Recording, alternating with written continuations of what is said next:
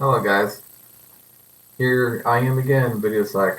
But anyway, well, this video I'm making is of a request. So, I mean, as far as trying to compare a Chinese knockoff with, let's say, something high-end like a Realdolls, I mean, besides the fact that a Realdolls is obviously like superior to a Chinese knockoff TPE doll, let's say from Alibaba, is just for an example. I mean, for a Chinese knockoff, they could vary. It varies on how bad it could be sometimes. Sometimes they could be a little bit better, sometimes a little bit worse in, quality. With a real doll, obviously the consistency is very consistent on quality. If you order from Realdolls, you're always going to get a high-end doll that hopefully got there without getting, hurt, to say the least. But anyway, so another thing to state is that, what are the kind of issues that, of course, a Chinese knockoff can come with? Well, you've probably already heard about how I've stated the fact that, and I know I'm just kind of pushing it off here, that, these dolls can kind of tear easily sometimes. I mean, sometimes I've heard reports that some of these dolls actually come out just fine. They are kind of closer to a standard, you know, than, your usual knockoff, I guess, would be.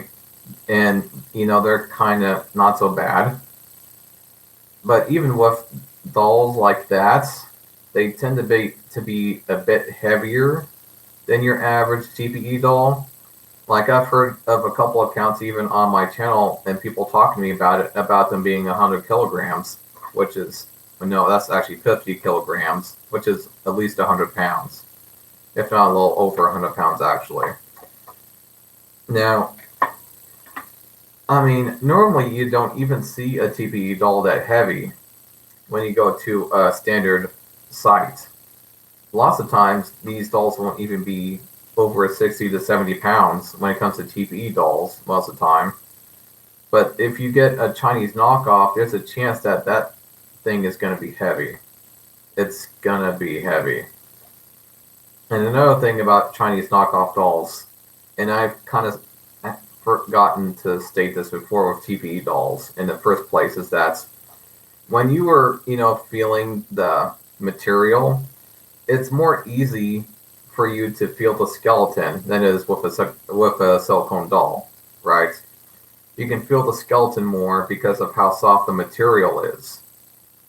So, I mean, while it kind of, the material feels a bit kind of realistic itself when you, push it down, it's very easy to push down to the skeleton.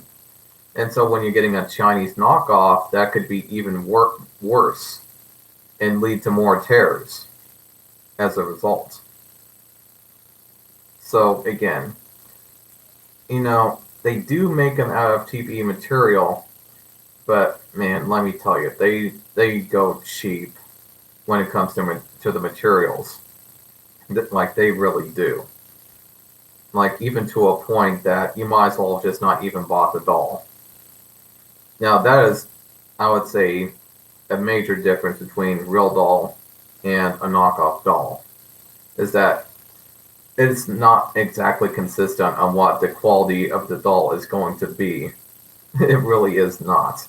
They could also be very oily sometimes when it comes to Chinese knockoffs, and that is very unhealthy for one, and two, it's the biggest reason why I do not get a knockoff Chinese, or should I say Chinese knockoff? I kind of put that backwards, but anyway. So, and as far, of course, as real dolls go, they might be a little bit overpriced, but when you get the doll, you're probably going to be satisfied with what you get when it comes in. And I know that from experience.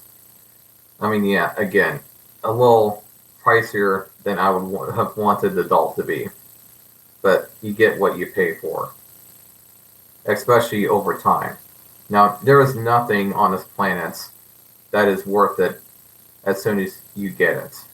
Let's say you buy a 20,000 Ford Escort, or should I say, how about a Ford GT? How about an 80,000 Ford GT?